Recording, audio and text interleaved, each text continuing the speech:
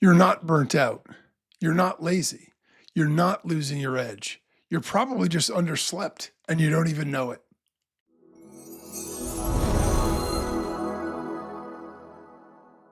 There's a reason that smart, capable, high functioning people keep quietly underperforming their own potential. And most of the time, it isn't discipline, it isn't motivation, it isn't a better productivity system. It's sleep, specifically chronic sleep debt. The kind you barely notice because you've been carrying it for so long that it feels like who you are. In the next few minutes, I'll show you what's actually costing you, why it's so easy to miss, and a few simple, non extreme things that genuinely help. So, what is chronic sleep really? Sleep debt is exactly what it sounds like.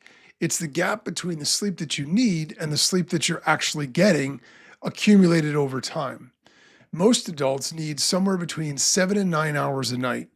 If you're regularly getting six, you're running a daily deficit, a small deficit, night after night after night. That's chronic sleep debt.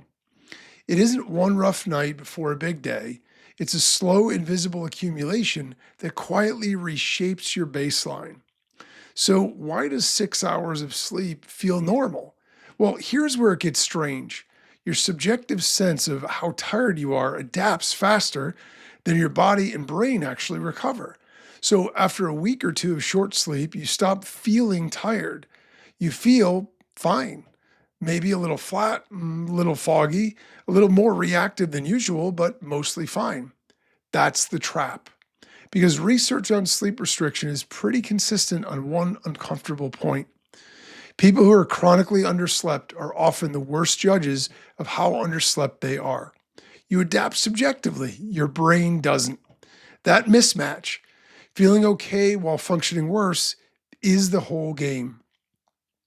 So, what is chronic sleep debt actually doing to you? When people talk about the cost of sleep debt, they picture yawning through an afternoon meeting. That's not the real cost. The real cost is quieter, deeper, and far more expensive.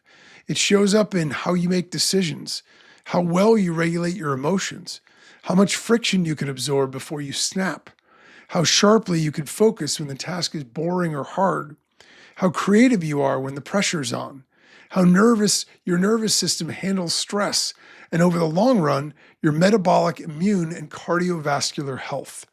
The tired isn't the problem. The tired is a symptom. The real problem is that chronic sleep debt subtly changes who you are on any given day, how you think, how you respond, how you show up. So, where does it show up first? Think about the parts of your life that matter the most: your work, your relationships, your judgment under pressure, your patience with the people you love. Those are exactly the places sleep debt touches first.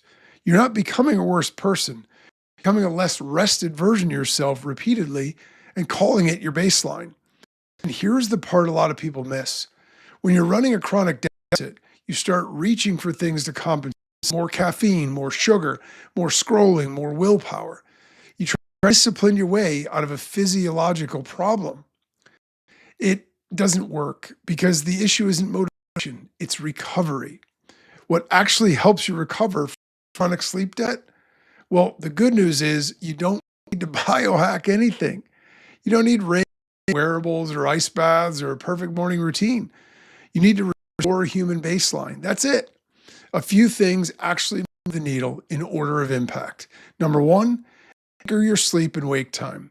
Same window most nights. Your body craves rhythm more than it craves extra hours.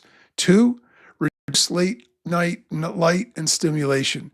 Bright screens, intense shows, doom scrolling, they all push back the part of your nervous system that's trying to shut you down. And three, be honest about alcohol close to bed. It knocks you out, but fragments the recovery part of your sleep. So you sleep longer and wake up worse. Four, build a simple wind down. 10 to 20 minutes of lower stimulation activity before bed. No performance, no production, just a glide path. Five, aim for sleep quality, not just time in bed. 8 restless, interrupted hours is not the same as 7 genuinely restorative ones. None of this is dramatic. It's not supposed to be. Sleep isn't a performance metric to maximize, it's a foundation to protect. And just to be clear, this is general well being content, not medical advice. If something about your sleep genuinely feels off, that's worth talking to a clinician about. So, what's the real cost in one sentence? Here it is. The real cost of chronic sleep debt isn't that you feel tired. It's that you slowly, quietly stop being the clearest, calmest, most capable version of yourself.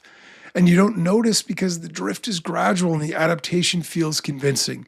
You think you need to try harder. You probably just need to sleep more consistently.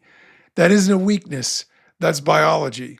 And the moment you stop treating sleep like a luxury and start treating it like a foundation it actually is, most of your other optimization stops feeling so necessary.